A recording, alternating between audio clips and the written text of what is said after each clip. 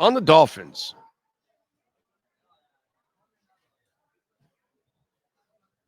we have reached a point in Dolphin history that it's notorious.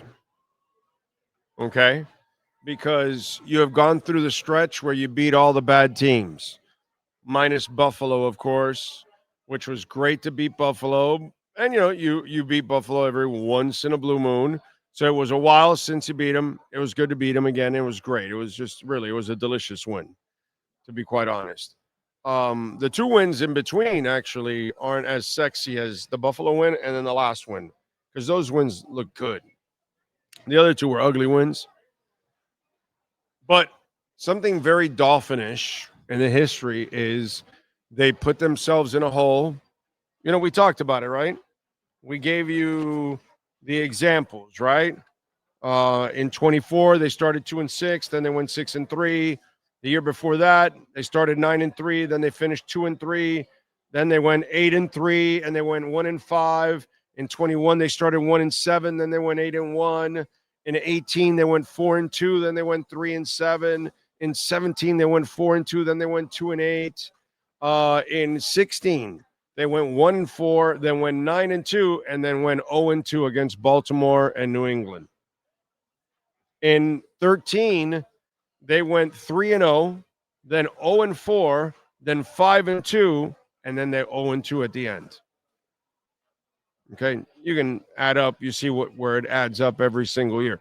But my point is that a lot of those ugly finishes, usually seasons were on the line, playoffs were on the line.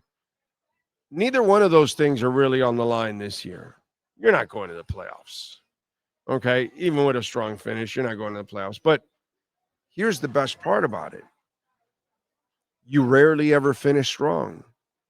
And you have an opportunity against teams like Pittsburgh, Cincinnati, Tampa Bay, and New England. 2 road games at Pittsburgh, who's a fraud, but you're a bigger fraud because you've been a fraud for decades, the Dolphins. So can you at least go in there and beat a mediocre Pittsburgh team at home? That would be that's an upgrade for the Dolphins. And Cincinnati is, they're not anything special, but you still have to deal with Joe Burrow and company. So that's going to be a challenge. Tampa Bay will be a gritty team. They're not a great team, as time has kind of exposed it, because they got lucky in the beginning of the year where they won a lot of close games, right? And then that shit caught up to them quickly. And then you got at New England, which is the class of the division right now. So you got a chance to kind of end the season in the strongest fashion that you've ever had an opportunity to do in a while. Even though it won't result in the playoffs, right? But it will result in a strong finish. And you will feel better about these players coming back next year, even if the coach doesn't and whoever the GM is or whatever. But at least if you see that they can do that, you would feel a lot better about the football team. Okay, forget about the draft. And again, guys, I've never cared about that. I'm not worried about wins hurting draft position and all that. I don't care about that. Okay, I'm rooting for the team that I love on the field. But you also could be the same Dolphins you've been in the past. So are you going to shit the bed here? Are you going to go 1-3?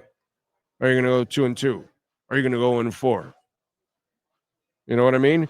So this streak, if you want to make it mean something, the next 4 games will make it mean a lot more.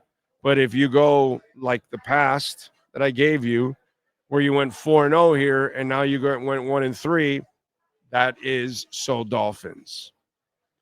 That's the Dolphins doing Dolphin things. So it starts this Monday night. We're going to find out. Are you going to do what the Dolphins normally have done? Or are you going to do something that they rarely ever do? Is actually finish strong.